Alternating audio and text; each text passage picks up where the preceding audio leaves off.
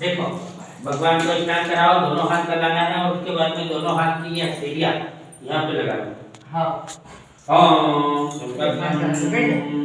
उद्गारज्ञान चचान चराचन उच्चतान दिशंगनिकेतन शयनी तत्कर्णके स्वदमुच्चितान दशायक चप्रदपुरत्रयं त्रिदशालवैरभिवन्दिता चन्द्रशेखरमाश्रये मम किं करिष्यति वै यमः वामदेवं महादेवं लोकनाथं जगद्गुरो नमामि शिरसादेव किं नो मृत्युः करिष्यति स्वर्गापवर्गदातार षष्ठित्यर्थकारिण नमामि शिरसादेव किं नो मृत्युः करिष्यति अहंकारं बलप्रजल्पं कामं क्रोधं प्रशमना नमो ओंकारमीश्वरं लाओ पानी में एक बाल्टी।